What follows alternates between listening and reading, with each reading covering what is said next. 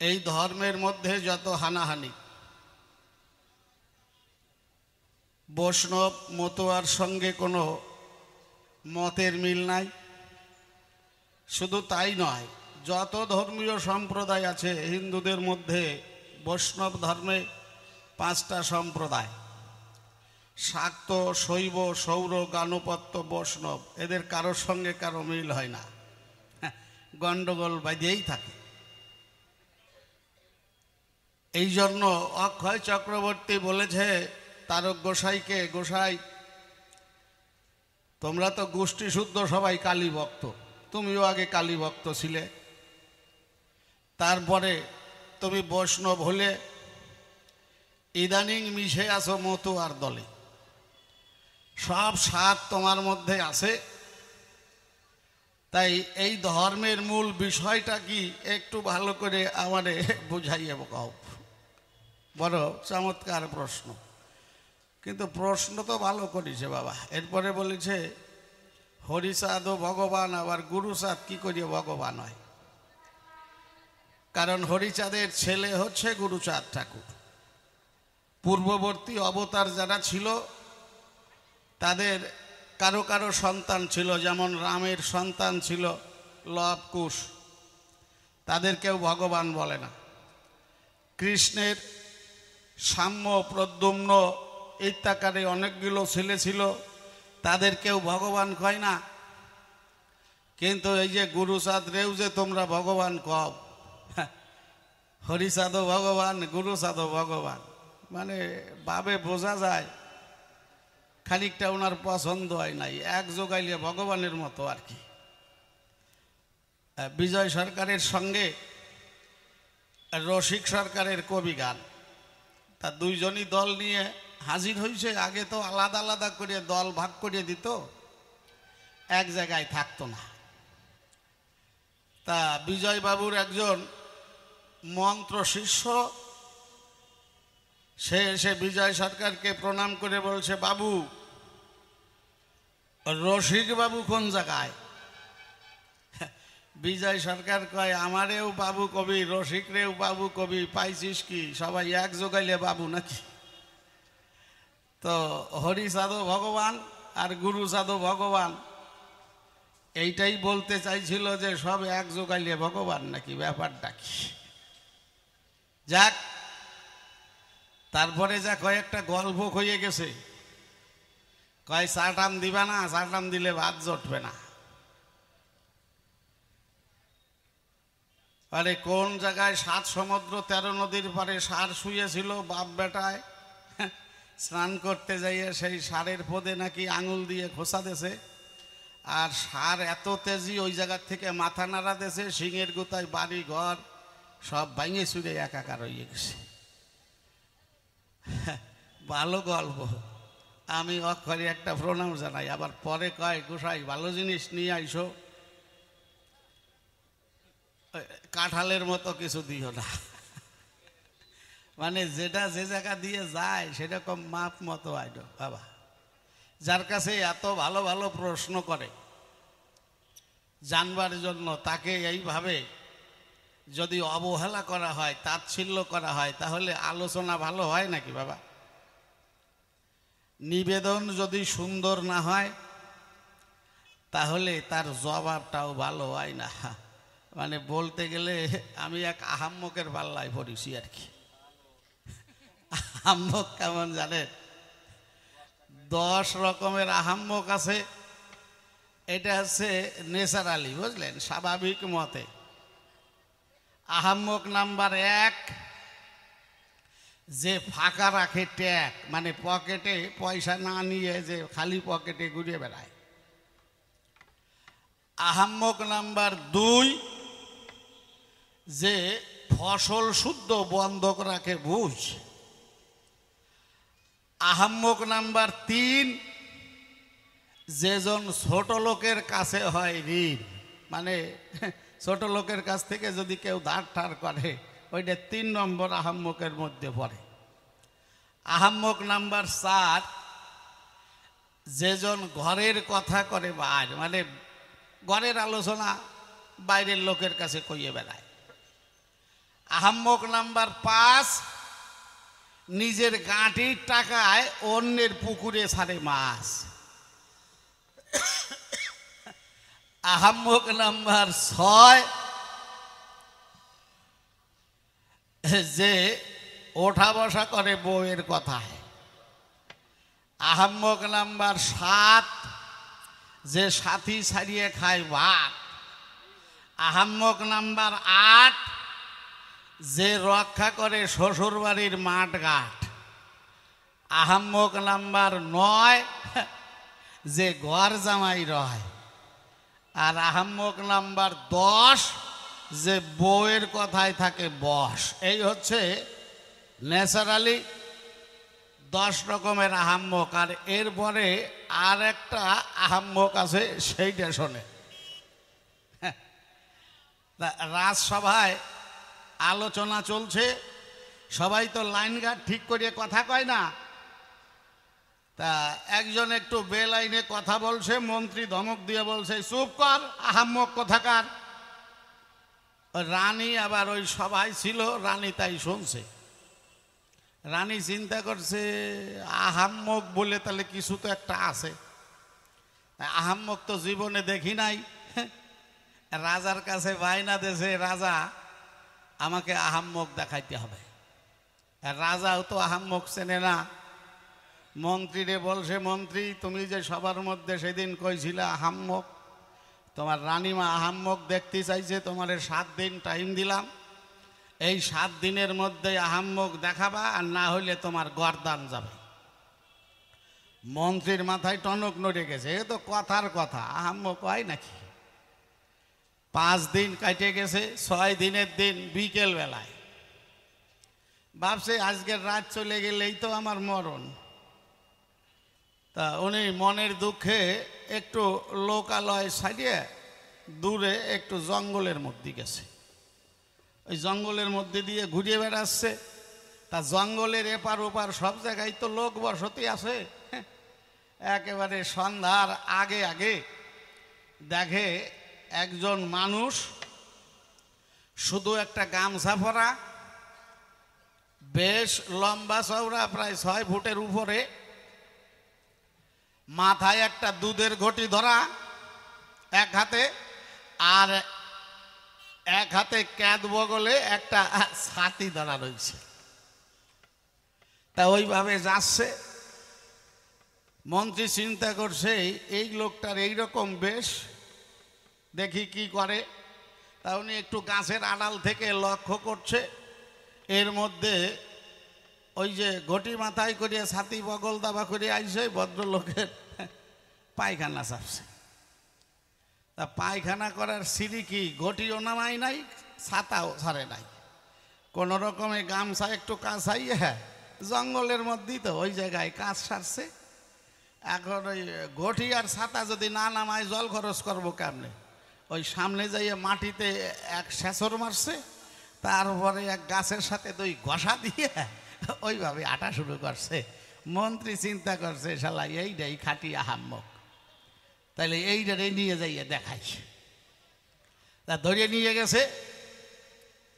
তা রাজামশাইকে বলছে, রাজামশাই এই যে রানীমা আহাম্মক দেখতে চাইছিল, ধরে নিয়ে আইছি। কই আহাম্মক? বলে দেখাই দিয়েছে, এই তো আহাম্মক। বলে এইটা আহাম্মক? বলছে রাজামশাই জিজ্ঞাসা করেন ও যায় কোথায়। তা রাজামশাই বলছে, তুমি যাচ্ছ কোথায়? উনি জবাব দিয়ে বলছে, আমি আইতো জামাই বাড়ি যাই।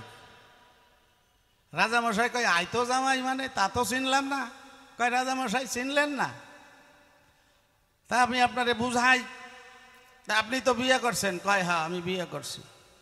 তা আপনার একটা মেয়ে হইছে? বলে রাজার তো একটা মেয়েও আছে। রাজা কয়, তা তো আছেই আছে।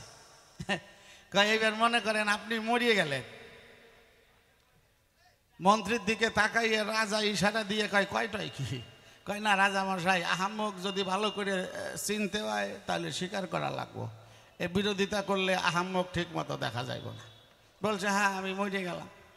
বলে আপনি মরিয়ে গেলেন, আমি আপনার বউকে নিকে করলাম। রাজা আবার চোখ মোটা করিয়ে ইশারা দিয়ে কয়, মন্ত্রী এইবার কয় কি? কয় না, অসুবিধা নাই, স্বীকার না করলে আহাম্মক দেখা যাইব না। বলে ঠিক আছে, নিকে করলা। তারপর কয়, আমি আপনার বউরে নিকে করলাম, ওই যে মেয়েটা ফাউ পাইলাম ওর হাত ধরে নিয়ে গেলাম, ওইটা আমার আইতো মাইয়া, ওই মাইয়া বিয়ে দিছি, জামাই পাইছি, সেইটা আমার আইতো জামাই, আমি সেই আইতো জামাই বাড়ি যাই। রাজা কয় ঠিক আছে, এইটাই খাটি আহাম্মক, যাও রানীমারে দেখাও। এইবার মন্ত্রী নিয়ে একেবারে অন্তঃপুরে নারী মহলে ঢুকে গেছে। রানীমাকে বলছে, রানীমা এই যে আহাম্মক দেখতে চাইছিলেন, ধরিয়ে নিয়ে আইছি। রানীমা কয়, এইটা আহাম্মক নাকি? বলছে হ্যাঁ। আর ওই অন্তঃপুরে অনেক মহিলারা রয়েছে রানীর সাথে। তা মন্ত্রী বলছে, ওরে জিজ্ঞাসা করেন ও যায় কোথায়? বলে তুমি যাবা কোথায়? বলে আমি যাব আইতো জামাই বাড়ি। বলে আইতো জামাই মানে? বলে রানীমা রাজার সঙ্গে আপনার বিয়ে হয়েছে। বলে হয়েছে বললেই তো আমি রানী হয়েছি। তা আপনার একটা মেয়ে হয়েছে? কয় তা তো হয়েছেই। কয় এবার মনে করেন আপনার রাজা মরে গেছে। রানী কয়, ও মন্ত্রী কয় কয় কয় না, স্বীকার না করলে আহাম্মক দেখা যাইব না। আর রানীমা চুপ করিয়ে গেছে। এরপরে বলছে, আপনার রাজা মশাই মরিয়ে গেছে, এখন আমি আপনারে নিকা করছি। রানীমা কয়, এইবার কয় কি? কয় না, স্বীকার না করলে আহাম্মক ঠিক মতো দেখা যাইব না, এটা তো আসলে সত্য না, স্বীকার করেন। বলে ঠিক আছে। কয় ওই যে মেয়ে আছে, ওই মেয়েটা ভাউ পাইছি, ওইটা আমার আতো মাইয়া, ওইটা রাত ধরে নিয়ে গেছি, ওই মাইয়া বিয়ে দিয়ে যে জামাই পাইছি, ওইটা আইতো জামাই। এই শুনিয়ে অন্তঃপুরে যত মহিলারা ছিল সবাই মুখে কাপড় চাপা দিয়ে হাসতে হাসতে সব গড়াইয়ে যাচ্ছে। আর এই আহাম্মক চিন্তা করছে, এই অন্তঃপুরে নারী মহলে যদি হাসতে হয় তাহলে মুখে কাপড় চাপা দিয়ে হাসা লাগে। এখন ওর তো গামছা পরা, বগলে ছাতা ধরা রয়েছে, মাথায় দুধের ঘটি, ওটাও তো ছাড়া যায় না। ওই ছাতা ধরা হাত দিয়ে কোনো রকমের সামনের থেকে যখন গামছা টানতেছে, দুই আলে একসাথে ধরা পড়ছে। মুখে চাপা দিয়ে যখন আহাম্মক হাসতে গেছে, এখন মন্ত্রী বলছে, রানীমা ওই যে আসল আহাম্মক বেরোয় গেছে, ভালো করে দেখে না। এই হচ্ছে তার একটা, বুঝলেন, যার কাছে প্রশ্ন করে তাকেই হেনস্থা করার জন্য এইরকম বাজে বাজে মন গল্প কেউ বলে। বাবা যাক, হাসির কথা এই পর্যন্ত থাক।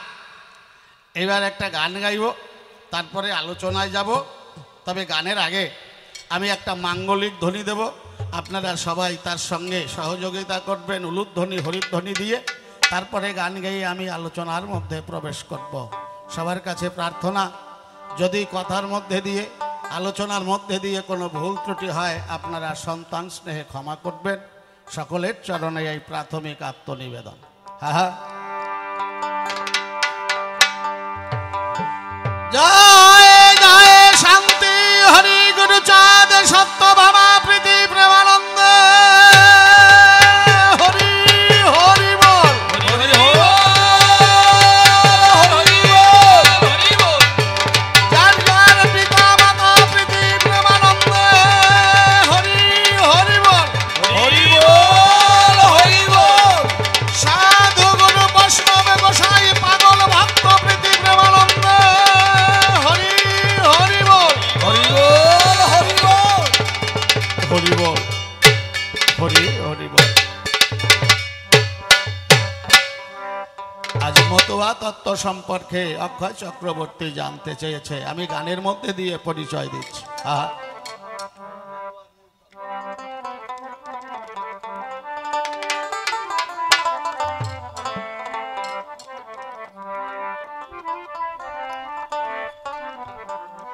মতুয়ার মূল তত্ত্ব কথা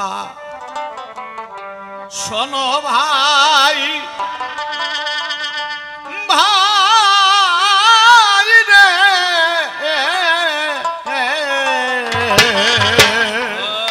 আর মতুয়ার মূল তত্ত্ব কথা শোনো ভাই, ভাই রে, মতুয়ার মূল তত্ত্ব কথা শোনো ভাই।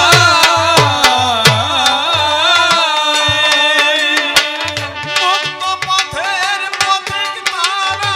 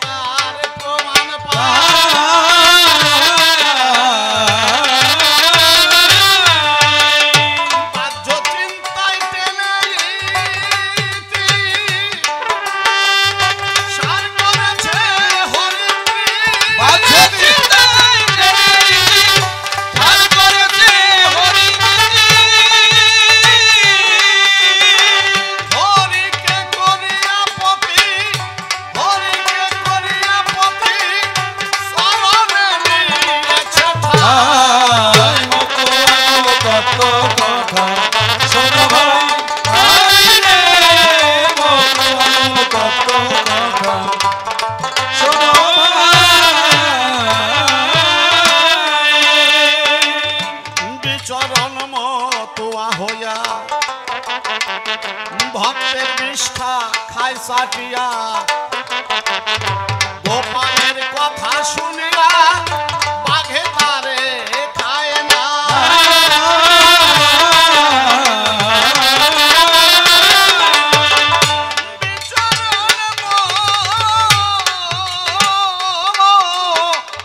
বিচরণ মতুয়া হইয়া ভক্তের নিষ্ঠা খায় চাটিয়া, গোপালের কথা শুনিয়া বাঘে তারে খায় না।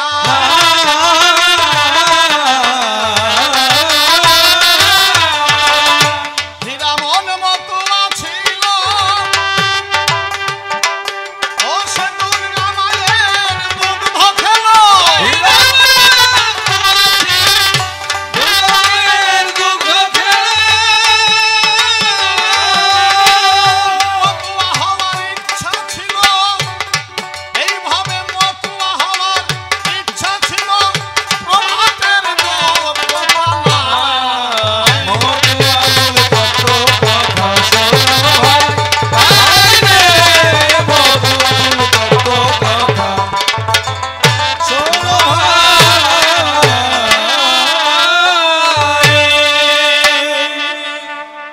শান্তি হরির যুগল পদ্ম হৃদ পদ্মে করে আরাধ্য শুদ্ধ চিত্তে প্রণতি জানাই।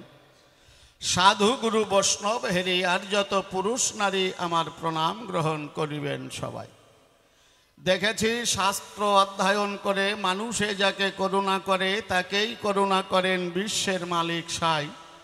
তাই কবিগান শুনবার তরে যারা বসে আছেন সবার ভেতরে, কাছে কিংবা আছেন দূরে, সাকারে অথবা নিরাকারে, প্রত্যেকের চরণ ধরে ভক্তিপূর্ণ প্রণাম জানাই। আপনারা করবেন আশীর্বাদ, যা হতে যায় চিত্তের বিষাদ, ইষ্ট প্রেম প্রসাদ যেন অন্তরে হয় লাভ। অসৎ ক্রিয়া কুটিনাটি ঝেড়ে দেহের ময়লা মাটি, দেহটাকে করে খাটি, ভেতরেতে জাগে যেন পবিত্র স্বভাব। এ ভাবধারায় বলতে গেলে অনেক সময় যাবে চলে, তাই তো চিন্তা করলেম দিলে মনশিক্ষায় আর বেশি বলে নাই প্রয়োজন। এখানেই বন্দনা করে ক্ষান্ত কবিগানের যে বৃত্তান্ত, আদি অন্ত চূড়ান্ত সিদ্ধান্ত করতে অন্তরের একান্ত আকিঞ্চন। আমার বিপক্ষীয় বক্তা যিনি আজ নাম ধরেছে অক্ষয় চক্রবর্তী, তিনি আমাকে ইদানি কবি রসরাজ তারক সরকার রূপে করেছে কল্পনা। কিন্তু আমার কাছে বলুন দেখি, একজন সাধারণ মানুষের পক্ষে দাঁড়াইয়ে সভাকক্ষে রসরাজ তারকের লক্ষ্যে কথা বলা সম্ভব হয় নাকি? সেই শক্তি আর সেই ভক্তি তার লেশ মাত্র আমার মাঝে কদাচ মেলে না। তথাপিও গাইতে এসেছি কবিগান, আর ভূমিকা যখন করেছে দান, দাঁড়িয়েছি সভ্য সভাস্থান। এখন সভাতে বর্তমান রসরাজ তারক সরকার না হলেও তো বাবা চলে না। তাই সেই ভূমিকায় যাবার আগে আমি নিবেদন করি তারক গোসাইয়ের পুরো ভাগে, হে ভক্ত মহাভাগে, আজ তুমি আমার কথা নিও। তুমিই থাকো যে দেশে, আমাকে ভালোবেসে আমার হৃদাকাশে বসে বসে তোমার কথা আমারই অধরে তুমি প্রকাশ করে যেও। আমি তার উপরে দিলাম ভার, তারে করলাম কর্ণধার, কাব্য সিন্ধু হব পার, অন্তরের একান্ত আকিঞ্চন। এবার অক্ষয় চক্রবর্তীর কল্পনা মতে দাঁড়িয়ে সভ্য সভাতে বিধি মতে রসরাজ তারক সরকার নাম করিলাম গ্রহণ। যেভাবে প্রশ্ন করে গেছে কাব্যবাসরে, সুধী ভক্ত ভক্তা নারী নরে করেছেন শ্রবণ। এবার তারক হয়ে জবাব দেব অঙ্ক কষে, আপনারা বসে বসে মনের হরিষে সকলেই তাহা করবেন আস্বাদন। প্রথম নিবেদন করেছে পায়, আচ্ছা এই যে রাম এলো, কৃষ্ণ এলো, আবার গৌর হরি এলো, যুগে যুগে যা যা প্রয়োজন ছিল সবই করেছে দান, এরপরে কি বাকি ছিল আমার কাছে খুলে বলো। এই হরিচাঁদ এসে সেইটা করলো দান। দেখো, নতুন করে আসলে কিছু হয় না, নতুন করে কিছু হয় না। ধর্ম হইল একটা, ধর্ম হচ্ছে সনাতন বাবা। এই যে বৈষ্ণব বলেন, মতুয়া বলেন, কেউ মুসলমান বলেন, কেউ খ্রিস্টান বলেন, আবার কালী ভক্ত, কৃষ্ণ ভক্ত, যাই যাই বলেন, আমরা এটা এক একটাকে ধর্ম বলি অনেক সময়, কিন্তু আসলে আলাদা আলাদা করে ধর্ম হয় না। ধর্ম হইল একটা, যার নাম হচ্ছে সনাতন। এটা আপনারা সবাই জানেন। সনাতন শব্দের অর্থ হচ্ছে যা ছিল, আছে এবং ভবিষ্যতেও একই রকমভাবে থাকবে। নিত্য শাশ্বত অজর অক্ষর, এই নিত্য শাশ্বত অজর অক্ষর, এইটাই হচ্ছে সনাতন বস্তু। আপনারা এইটা জানেন সর্বজন, কিন্তু ধর্ম কারে কয়? কেন একটাই ধর্ম সনাতন ধর্ম কয়? এই যে সনাতন সত্তা বলতে আমরা মানি ভগবান, তাই না মা? ভগবানকেই আমরা বলছি সনাতন। তো উনি যেমন ছিল, আছে, আবার ভবিষ্যতেও থাকবে। তাই এই যে জগৎটা যে সৃষ্টি হয়েছে মা, আমরা রয়েছি, আপনারা রয়েছেন, যত পশু পাখি কীট পতঙ্গ বলেন, দেহ তৈরি হয়েছে, খুলে বলি সবার ঠাই, কোনো একটা দেহের কিন্তু চলার কোনো শক্তি নাই। এই দেহটাকে সচল করে রেখেছে যেজন, তিনি হচ্ছেন নিত্য সনাতন।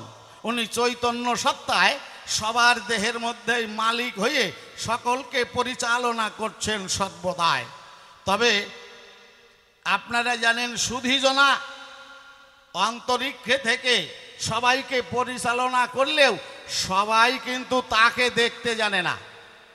বাবা, এই কথাটা ভালো করে বুঝবার বিষয়। আমার মধ্যে যে কথা বলাচ্ছে, সে কে এইটাকে আমি দেখতে পাচ্ছি না। এটা প্রভাত সরকার হয়ে বলছি। আমি যেমন দেখতে পাচ্ছি না, আপনাদের মধ্যে থেকে মনোযোগ দিয়ে কে শোনার জন্য আগ্রহী হয়ে আছে, সেই মানুষটাকেও, মালিকটাকেও কিন্তু আপনারা দেখতে পাচ্ছেন না। যদি কেউ দেখে থাকেন, তিনি মহামানব, আমি তার চরণে কোটি কোটি প্রণাম জানাই। তবে স্বাভাবিক মতে এই যে সকল দেহের পরিচালক যে নিত্য বস্তু, উনি হইল সনাতন। তার ধর্ম সনাতন বলছে এই কারণে, এই সনাতন সত্তাকে জানবার জন্য যত প্রথা, যত কর্ম, এইটাই হচ্ছে ধর্ম কর্ম। বাবা, একেবারে এর চাইতে আর সহজ করে বোঝানো যায় না। তবে গন্ডগোল কেন হয় এইটা বুঝবার বিষয়। কারণ ভক্ত আছে দুই প্রকার, কাণ্ড বড় চমৎকার। একদল অন্তরঙ্গ, আর একদল আছে বহিরঙ্গ। তা বহিরঙ্গ কারা? যারা বহিরঙ্গ নিয়ে করে নাড়াচাড়া, অন্তরঙ্গের খবর তারা জানে না বা পায় নাই। তাহলে এই বহিরঙ্গের স্বভাব কেমন? মনে করেন কেউ বৈষ্ণব ভক্ত বা কৃষ্ণ ভক্ত, গলায় তুলসীর মালা আছে, মালাটা ছিঁড়ে গেছে নাকি ওইদিকে তার লক্ষ্য থাকে। সকালবেলা উঠে স্নান করিয়ে দাদা সঙ্গে তিলক ফোঁটা কাটা লাগবে, ওইদিকে তার লক্ষ্য আছে। বাবা, তাই স্নান করলো, তিলক কাটলো, তারপরে তুলসী তলায় যদি 5 বার নাম করে, করতেও পারে। মন্দির থাকলে সেখানে ঠাকুরকে 2 বার নমস্কার করে। এইটা করার পরে ভাবে, শালায় আমি তো ঠাকুরের উদ্দেশ্যে পূজা পার্বণ সব কিছু করি, আর এই যারা যারা রয়েছে এরা শালায় একেবারে হতচ্ছাড়া, এরা কিছু মানে না, বোঝে না, এই কয়টাও মানুষ। তার মানে আমি শ্রেষ্ঠ বর্তমানে, কারণ আমি ঠাকুরের পূজা করছি। হ্যাঁ, এরপরে যদি আর একজনকে দেখে, তার চর্চা আরম্ভ হয়ে যায়, ওইটা ভালো না, এ করে তা করে, শুরু হয়ে গেল। বাবা, আবার যদি হরিভক্ত হয়, যার আচার মালা গলায়, উনি সকালবেলায় উঠে যদি মা বাবারে প্রণাম করলো তো করলো, এটা ঠাকুরের নির্দেশ আছে, ভালো। ঠাকুর মন্দির থাকলে একটু প্রণাম করলো, কাজের মধ্যে দিয়ে কি করলো না করলো, সন্ধ্যাবেলায় এসে ডাঙ্কা পিটাইলো সবাই মিলিয়া। এইবার ভাবলো, শালায় আমি তো খাঁটি মতো হয়ে গেছি, কিন্তু আশেপাশে যারা রয়েছে ওরা শালা ডাঙ্কাও বাজায় না, হরি বলো কয় না, ওই কয়টা শালা একেবারে অমানুষ, হতচ্ছাড়ার দল। এইবার তাদের চর্চা নিয়ে পড়ে গেল। বাবা, একজনের কাছে এই বহিরঙ্গ নিয়ে যারা মেতে আছে, অন্তরে করুন ধারণা, এরা একজনের কাছে আর একজন ভালো হয় না।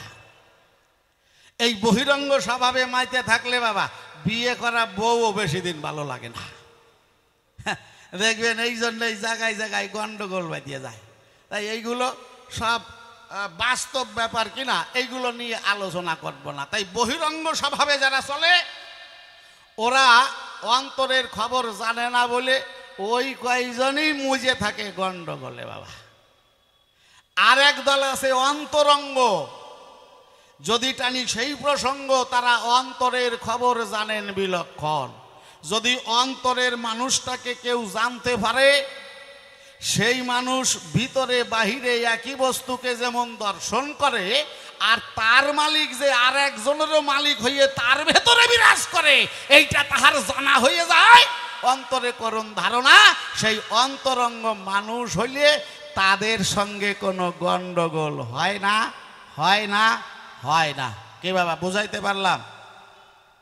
এখন এর পরে যদি কিছু থাকে সেইটা আমার বলার কায়দা নাই। তো ঠাকুরের মতে তারাও যদি কেউ অন্তরের খবর জানতে পারে, সে আর একজনকে কখনোই মন্দ বলবে না। তাকে দর্শন করলে অন্য মানুষও তাকে মন্দ বলতে পারবে না। তার সঙ্গে মিলেমিশে আনন্দ করবার জন্য তার সান্নিধ্য ঘন ঘন যাতে পাওয়া যায়, সেই চেষ্টাই মত্ত থাকবে এই বসুধায়। আবার যদি একজন কৃষ্ণ ভক্তের মধ্যেও সেই রকম হয়, তাহলে কিন্তু বাবা তার ক্ষেত্রেও একই ব্যবস্থা। একজন হরিভক্ত খাঁটি হলে, মতুয়া হলে, আর একজন খাঁটি বৈষ্ণব হলে, এই দুইজন যদি একত্রিত হয়, ওই মনের কথা প্রকাশ করা লাগে না, চোখ দেখলেই তাদের সমস্ত ভাবের আদান প্রদান হয়ে যায়। একজন সাধক কবি বললেন, মধুর কৃষ্ণ প্রেম যার অন্তরে লেগেছে, তার নয়ন দেখিলে যায় সেনা, ও তার চোখের জলে কথা বলে মনের গোপনে বেচা কেনা। তাহলে খাঁটি মতুয়া হতে গেলে কি হইতে হবে? মো শব্দে আমি, তুয়া শব্দে তুমি। যেখানে আমি আর তুমি, ভক্ত আর ভগবানের মধ্যে ভেদাভেদ থাকবে না, ভাবের ঘরে অভেদ মিলন হইয়া যাবে। ভক্ত যেখানে পরিপূর্ণভাবে ভগবানের কাছে আত্মসমর্পণ করবে বাবা, এই সমর্পিত হয়ে গেলে এক সময় ভক্ত ভগবান একাকার হয়ে যায়, কোনো ভেদাভেদ থাকে না। এই ভক্ত ভগবান যখন ভাবের ঘরে অভেদ মিলন হয়, একজন খাঁটি মতুয়া তারে কয়। মাতোয়ারা থেকে মতুয়া শব্দের উৎপত্তি আপনারা শোনেন মহাশয়। যে যার নাম করুক, এই জন্য আচার মালা ভরার দরকার নাই, আর যদি কেউ পরে ওইটা খোলারও দরকার নাই। যদি কেউ তুলসীর মালা নাই তাতেও অসুবিধা নাই, কিন্তু মালা নিলেই যে একজন খাঁটি ভক্ত হয়ে যাবে সেটা বলা যাবে না। তো সেখানে মাতোয়ারার স্বভাবটা প্রয়োজন, সর্বভূতে তার ইষ্ট দেবতাকে দর্শন করার আছে প্রয়োজন। যদি না হয় তাহলে হবে না। শাস্ত্রের মধ্যে নির্ণয় করা আছে, আমি তারক গোসাই সব কিছু ঘেটে দেখেছি। বৈষ্ণবীয় শাস্ত্রে দেখবেন চৈতন্য চরিতামৃতে কৃষ্ণ ভক্তের সংজ্ঞা কেমন করে বলা আছে। আর আমরা এখন কত বৈষ্ণব দেখতে পাই। এক জায়গায় বৈষ্ণব সেবার আয়োজন করবেন, দেখবেন বৈষ্ণব আপনি সরাইয়া পারবেন না। আর যদি ইস্কন মন্দিরে একবার খবর পাইয়া যায়, আপনারা দাঁড়ানোরও জায়গা পাবেন না। তাহলে এতজনের মধ্যে কৃষ্ণ ভক্ত খাঁটি কোনজন হবে? না, চরিতামৃতে বলল, কেশাগ্র শতেক ভাগ পুনঃ শতাংশ করি, তাহার সম সূক্ষ্ম জীবের স্বরূপ বিচারি, তার মধ্যে স্থাবর জঙ্গমে দ্বিভেদ, জঙ্গমে জলচর স্থলচর প্রভেদ, এর মধ্যে মনুষ্য জাতি অতি অল্পতর, ম্লেচ্ছ পৌলিন্দ বৌদ্ধ সবর, এর মধ্যে কিছু আছে মুখে বেদ মানে, বেদ নিষিদ্ধ কর্ম করে ধর্ম নাহি গণে, ধর্মচারী মধ্যে আছে বহুত কর্মনিষ্ঠ, কোটি কর্মী মধ্যে একজন হয় মুক্ত, কোটি মুক্ত মধ্যে দুর্লভ এক কৃষ্ণ ভক্ত। এই 1 কোটি মুক্ত ভক্তের মধ্যে দুর্লভ এক কৃষ্ণ ভক্ত একজন পাওয়া যেতেও পারে, নাও পাওয়া যেতে পারে। তাহলে এই যে হাজারে হাজারে দেখা যায় বাবা, এরা কারা? না, ওরাও বৈষ্ণব। তবে যে পর্যন্ত অন্তরের খবর না জানা হয় সেই পর্যন্ত বহিরঙ্গের স্বভাবে ওরা বহিরঙ্গ। বহিরঙ্গ নিয়ে হয় নাম সংকীর্তন, আর অন্তরঙ্গ ভক্ত হলে তাদের সঙ্গে চলে কেবল রস ও আস্বাদন। এইটা সবার মধ্যে দিয়ে হয় না বাবা। তাহলে একজন হরিভক্তের মধ্যে যদি খাঁটি মতুয়া হতে হয় তাহলে কি করতে হবে? আমরা সবাই হরিভক্ত, যারা লেখাপড়া করে বড় হয়েছি, গুরুচাঁদের আদেশ মান্য করছি, চাকরি বাকরি করছি, এরা হরিভক্ত, তাই বলে খাঁটি মতুয়া খাওয়া যাবে না বাবা। খাঁটি মতুয়া যদি হইতে হয় তাহলে অশ্বিনীর ভাষায় একটা গানে আছে না বাবা, হরিচাঁদ দৃষ্টিভূতে পেল যারে, কি অদ্ভুত সেই ভূতের দৃষ্টি, পঞ্চভূতের দবাসারে। এই কথাগুলো বোঝাটাই তো বড় কঠিন। যারা লেখাপড়া করেছে, ডবল এম এ হোক, ট্রিপল এম এ হোক, সবাই যে বুঝতে পারবে আমার তো এইটাই ভালো করে বিশ্বাস হয় না বাবা। কি এই এক একটা বিভূতি, লেখাপড়া করা এটা একটা বিভূতি, মানে গুণ বাড়ে, কোয়ালিটি বাড়ে বটে, কিন্তু তাই বলে ঠাকুরকে পরিপূর্ণভাবে জানা হয় না। এরা বহিরঙ্গের মধ্যেই পড়ে। কিছু লেখাপড়া করিয়ে দেখবেন জায়গায় জায়গায় যায় আর বক্তৃতা দিয়ে গন্ডগোল বাঁধাইয়ে দেয়, এটা করবা না, ওটা করবা না, ওদের সাথে মেশবা না, ওরা ভালো না, ওরা অমানুষ, ওরা কয় বাপ বেটাই মানুষ হইছে। এইগুলো সব বহিরঙ্গ। ওরাও যেমন কয়, আবার ওর প্রতিদ্বন্দ্বী আছে, ওরাও কয়, ওরাই 3-4 জনে ভালো, আর এই সব কয়টাও অমানুষ, মানে সবার কাছে সবাই খারাপ। দেখেছেন, এইটা হচ্ছে একটা বহিরঙ্গের স্বভাব। তাহলে হরিভক্ত কেন? এই যে হরিচাঁদ কি নতুন দিল? নতুন করে কিছু দেওয়া যায় না। বিশ্ব সৃষ্টি হওয়ার পরের থেকে ভগবান ধর্ম অনুসারে মানুষকে পরিচালিত করছে, যেটাকে আশ্রয় করলে নিজেকে জানা যায় এবং ভগবানকে কিছুটা বোঝা যায়, কিছু বিভূতিতে শক্তি তৈরি হয়। কিন্তু দেখা গেল কি বাবা, একদল মানুষ এই পর্যন্ত, রাম কৃষ্ণ গৌর হরি পর্যন্ত এসে একদল মানুষকে ধর্মে অধিকারী দেয় নাই। এই যে নিজের মধ্যে যে ভগবান আছে, নিত্য বস্তু সনাতন সত্তা, এইটাকে যে তারা জানবে, এক জায়গায় বসে আলোচনা করবে, কেউ শিক্ষা দেবে, এই অধিকারটা তাদের মধ্যে ছিল না। তাদের লেখাপড়ার অধিকার ছিল না, সব দিক থেকে তারা বঞ্চিত ছিল। কৃপা করে আজ হরি দয়াময় এসে ওড়াকান্দি নগরে এই নির্যাতিত, বঞ্চিত, অবহেলিত মানুষগুলোকে সেই ধর্মের অধিকার দিল। ধর্মে আগে ছিল যে যেমন ভাবে মান্য করে, মুসলমান থাকুক, খ্রিস্টান থাকুক, বৈষ্ণব ধর্ম থাকুক, যা যা থাকুক, কালী ভক্ত থাকুক, এত ভক্ত ছিল। তার মধ্যে দিয়ে একদল বৃহৎ সম্প্রদায়ের মানুষ, তাদের কোনো অধিকার ছিল না এই ধর্ম যাজন যজন করবার জন্য, এই ধর্ম আচরণ করবার জন্য। হরিচাঁদ ঠাকুর করুণা করে কি করলেন? তাদেরকে ধর্মের অধিকার দিলেন। বাবা বোঝা যাচ্ছে আমার কথা? নতুন করে হয় না, ধর্ম তো আগে ছিল, কিন্তু উনি যাদের অধিকার ছিল না তাদেরকে ধর্মের অধিকার দিলেন। তো কৃপা করে, এটা কিন্তু ঠাকুর কৃপা করেছে সকলের জন্য, সার্বিকভাবে তারা সেই হরিপ্রেম লাভ করবার জন্য সুযোগ পেয়েছে, হরিনাম করবার জন্য তাদেরকে অধিকার দেওয়া হয়েছে। গুরুচাঁদ ঠাকুর এসে তাদের সমাজ সংস্কার করে, যখন খাবার জুটত না সেখান থেকে চেষ্টা করে করে যাতে দুবেলা খাবার পায় তার ব্যবস্থা করেছে। এখন খাবার অপচয় হয়ে যাচ্ছে, সেই ব্যবস্থাও আছে। কারণ আগে মানুষের যখন অভাব ছিল, খাবারের সময় পাওয়া যেত না বাবা। তো ওই বুড়ো মানুষগুলো এখনো তো সবাই চলে যায় নাই, যে সব বাড়িতে আছে তারা কষ্টটা জানে। ওনাদের সামনে ওনার ছেলে মনে করেন বড় অফিসার হয়েছে বা অনেক টাকা ব্যবসায় উপার্জন করছে, কিন্তু ওনার সামনে ওনার নাতি নাতনি এরা যা খাবার খায়, 10 ভাগের 1 ভাগ খায় আর 9 ভাগ ফেলাইয়ে দেয়। কি বাবা, প্রত্যেকটা বাড়িতেই। তো সেই বয়স্ক মানুষ যারা কষ্ট দেখেছে, খাবারের সময় খাবার পায় নাই, ওনরা এইটা মেনে নিতে পারে না।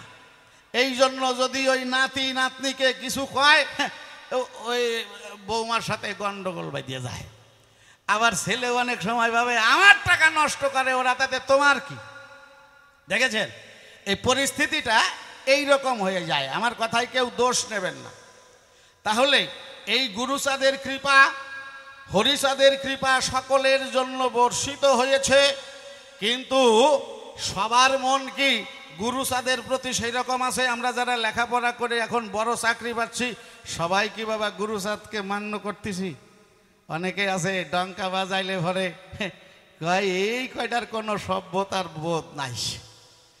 দেখেছেন আমাদেরই মানুষ, সে যে লেখাপড়া করেছে, সেই লেখাপড়া করার সুযোগটা গুরু সাদে করে দিয়েছে।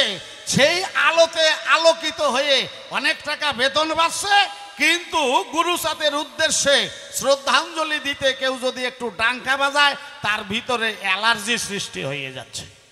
এই ঠাকুরনগরে যাওয়ার সময় দেখবেন যারা ডেলি প্যাসেঞ্জারি করে, ওদের মধ্যে যদি ডাঙ্কা নিশান টিশান নিয়ে কোনো দল ওঠে, আমাদের ঘরের ছেলেরাই, ওরা চাকরি করে, কেউ হয়তো অফিসে জার টার দেয়, কিন্তু জামা প্যান্ট ফুটিয়ে যায়, তো এটা অফিসারের মতোই মনে হয়। ওই যে কয়টা বেশি নিম্নমানের কাজ করে, ওই কয়টার মেজাজ বেশি খারাপ। ওরা দেখবেন দলবল নিয়ে উঠলে বলবে, এই তোমরা নামিয়ে যাও, এই ডঙ্কা কাশি নিয়ে এখন যাওয়া যাবে না, এখন আমাদের অফিস টাইম, এই টাইমে আসছো কেন? দরকার হলে ঠেইলেই কাউকে নামাইয়ে দিল।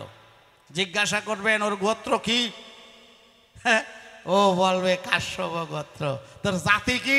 নমশূদ্র। নাম কি? ফটিক মল্লিক। তুই যে আজ লেখাপড়া করছিস, ডেলি প্যাসেঞ্জারি করছিস, তোর বাবার বাবার বাবার বাবা কোনোদিন এই অধিকার পায় নাই, যেন যেজন তোকে এই অধিকার দিয়েছে, তুই একটু কষ্ট করে তাদেরকে সাথে করে নিয়ে যেতে পারিস না? কষ্ট হলে তো বলতে পারিস, হে ভাই এখন অফিস টাইম, তো একটু কষ্ট করে যাওয়া লাগবে, দরকার হলে তোমার একটা ডাঙ্কা দাও, আমি একটু 5 মিনিট উঁচু করে রাখি। কি এটা যদি না হয়, তাহলে গুরু সাদের প্রতি শ্রদ্ধাঞ্জলি জানানো হয় না। জায়গায় জায়গায় খালি মঞ্চ বানাইয়ে আমরা লেকচার দেই, অনেকেই দেই, তার মধ্যে দেখবেন বেশিরভাগ মদ খাইয়ে ডিসব্যালেন্স হয়ে যায়। তোকে খাবার ছিল না, গুরু সাদ খাবারের জন্য আন্দোলন করে দিয়েছে, তোদেরকে মানুষ মনে করে নাই, মানুষের অধিকার দিয়েছে। গুরু সাদ বলে নাই যে তোরা বেশি করে টাকা কামাই করলেই খালি মদ খাইয়ে পড়িয়ে থাকবি যেখানে সেখানে। কি কথা খারাপ করলাম বাবা? আমার কথা একটু স্টেট কাটতো, ওই জন্যে অনেকটা অপ্রিয় সত্য কথা ভালো হয় না। তাহলে খাঁটি মতুয়া কোন জায়গা হয়, আমি সেইটা বলি বাবা। অশ্বিনী গোসাই বললেন, হরিচাঁদ দৃষ্টি ভূতে পেল যারে, ধরলো যারে, তাই তো? কি অদ্ভুত সেই ভূতের দৃষ্টি, পঞ্চভূতের দবা সারে। তাহলে এই কথাটার মানেটা কি? পঞ্চভূতে আমার আপনার সকলের দেহ তৈরি হয়েছে। হরিচাঁদ যাকে করুণা করেছে, সেই মানুষের পঞ্চভূতের বৈশিষ্ট্য গুণাগুণ পাল্টাইয়ে গেছে। কারণ সে সর্বময় হরির চিন্তায় ডুবে আছে, সব জায়গায় শ্রীহরিকে ভাবছে, দর্শন করছে। তার অনুরাগে হরির সঙ্গে যে সম্বন্ধ তৈরি হয়েছে, তার পঞ্চভূতের গুণাগুণ পরিবর্তন হয়ে গেছে। আমার পঞ্চভূতের গুণাগুণ কেমন? আমার এই দেহ থাকলে তার সাথে, এই দেহের এক নাম হচ্ছে কায়া, কায়া থাকলে আলোর বিপরীতে থাকে ছায়া, এটা সবার জন্য, তাই না বাবা?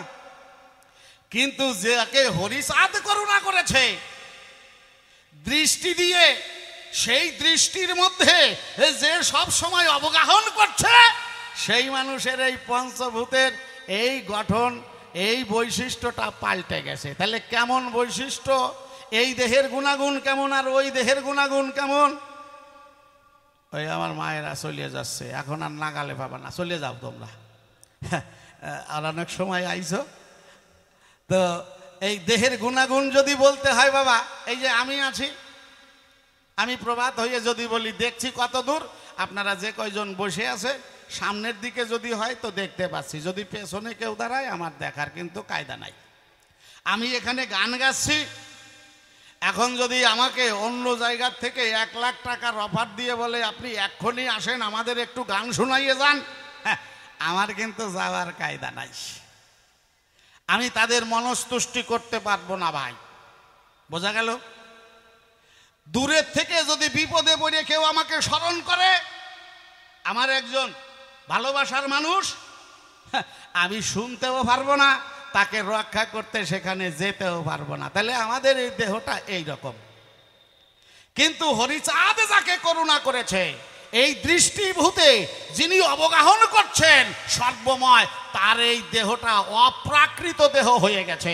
অপ্রাকৃত দেহ মানে তিনি ইচ্ছা করলে এই দেহটা পঞ্চভূতে বিলীন করে দিয়ে নিজে আত্মসত্তায় ভর দিয়ে দূরে কেউ যদি তাকে স্মরণ করে সেখানে যেতে পারেন। মনে করেন আমার হরিচাঁদ ঠাকুর তো সর্বময় আছে, তাই না বাবা? আমার হরি সর্বশক্তিমান। আমরা যারা হরি ভক্ত, এইটাই তো আমাদের ভাবনার প্রধান। তা হরি ঠাকুর এখানে তার একটা অনুষ্ঠানে আসছি, ঠাকুর তো সর্বময়, আরও ভক্তরা অন্য জায়গায় অনুষ্ঠান পাতাইছে। তো ঠাকুর মনে মনে ভাবলো এই জায়গায় যদি আমার অমুক আসতো, আমারই মনে করেন ভাবলো, তাইলে একটু মনে হয় কথাবার্তা বললে, গান শোনাইলে সবাই আনন্দ পাইতো, আমিও আনন্দ পাইতাম। তা ঠাকুর তো এখানেও শুনছে, সেই আনন্দ সেখানে দেবার জন্য সেখান থেকে আমাকে আকর্ষণ করছে, আমার যাওয়ার কায়দা নাই। যিনি অপ্রাকৃত দেহ আমার হরির দৃষ্টিতে তৈরি করে ফেলেছেন, তার ভাবনা ভাবতে ভাবতে তিনি কিন্তু সেখানে উপস্থিত থাকতে পারবেন। একই সঙ্গে বিভূতি ছড়াইয়া বিভিন্ন জায়গায় আমার হরিভক্তদের আনন্দ দান করতে পারবেন। তাহলে এই যে পঞ্চভূতের দবাসারা হয়ে গেল, আমার যে পঞ্চভূত, এই পঞ্চভূতের দেহ গঠন হয়ে গেছে, এই পঞ্চভূত ছাড়াইয়া আমার যাওয়ার কায়দা নাই। আর হরির কৃপা দৃষ্টিভূতে যারে ধরেছে তার পঞ্চভূতের দবাসারা হয়ে গেছে। তার মানে এই পঞ্চভূত তিনি এই পঞ্চভূতের সাথে মিলাইয়ে দিয়ে যা খুশি তাই করতে পারতেছেন। বাবা বুঝাইতে পারলাম? এর চাইতে আর ভালো করে আমি বুঝাতে পারবো না বাবা। যেখানে বললেন সমর্পিত দেহ মম আমিত্ব কি, আর ওই গানের মধ্যে একটা জায়গায় একটা কলিতে কি বললেন, আমি কান্তা আর তুমি কান্ত। অশ্বিনী গোসাই বললেন আমি কান্তা আর তুমি কান্ত, পূর্বে মন যদি তাই জানতো তাহলে এই সংসারের এত আবিলতা, এত জঞ্জালে আমাকে হাত ধরতে পারতো না। দেখেছেন?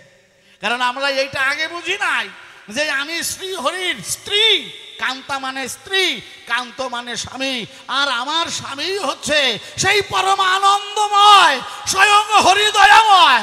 যদি আগে জানতাম তাহলে আর বাইরের এই সম্পর্ক তৈরি করে আমি জঞ্জালে জড়াইতাম না বাবা। বোঝা যাচ্ছে?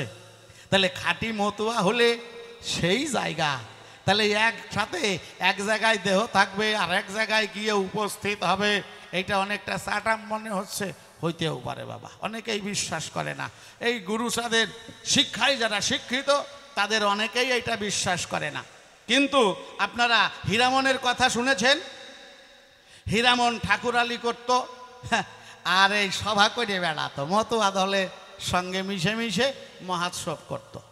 বাড়িতে কাজকর্ম করতো না, কিন্তু বাড়িতে যদি 4-5 জন কাজের লোক হয়, 4 জন যদি কাজ করে, একজন যদি কাজ না করে, সবাই কিন্তু ভালো মনে তারে দেখে না।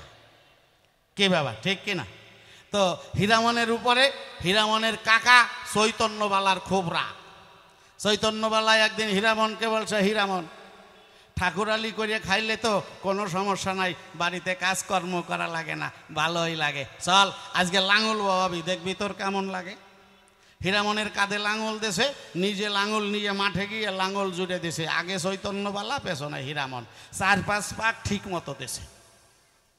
পরে বামর দিয়ে চৈতন্যবালা পেছন দিকে ঘুরে দেখে, তাই হীরামন যে দিক দিয়ে আসার কথা ছিল সেই দিক দিয়ে ঠিক মতো আসে নাই, জমির মধ্যেই আছে, তবে আর এক দিক চলিয়ে গেছে।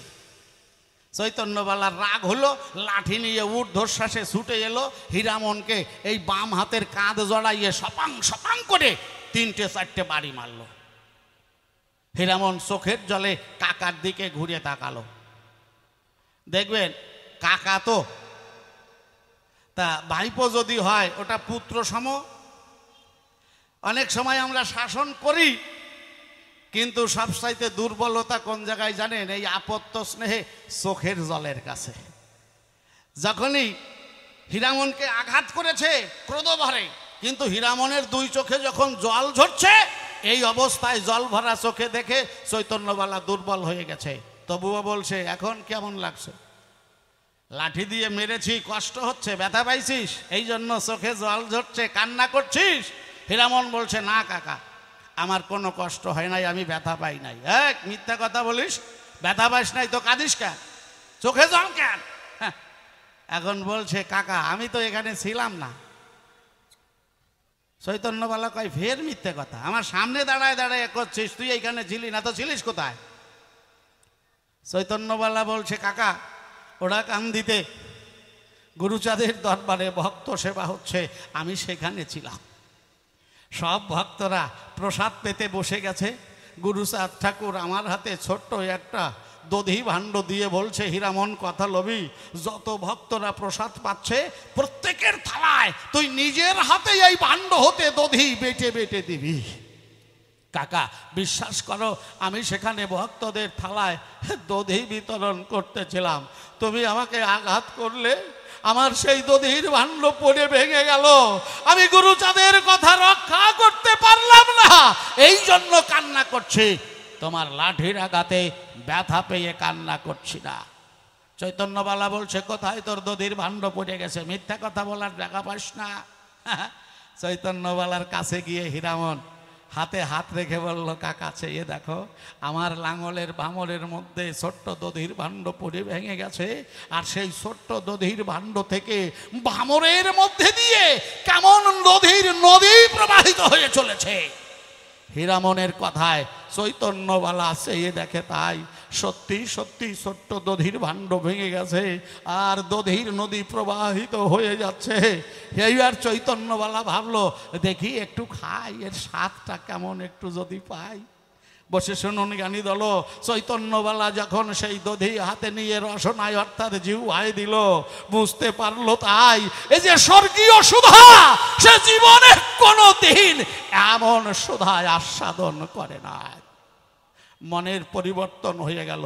হীরামনের কাছে এসে জল ভরা চোখে হীরামনকে বলতে লাগলো, বাপ হীরামন, আমি জীবনে তোর উপরে অনেক অত্যাচার করেছি, অনেক কষ্ট দিয়েছি, অনেক লাঞ্ছনা দিয়েছি, কিন্তু তুই যে জগতের মানুষ, সেই জগতের সন্ধান তো আমার জানা নাই। যা, আজ থেকে আমি তোকে সংসারের সমস্ত বন্ধন থেকে মুক্ত করে দিলাম, তুই ঠাকুরালি কর, হরি ভক্তদের সঙ্গে মিশে মহোৎসব কর, হরিবাসর কর, সংসারের কাজ আর তোর করা লাগবে না।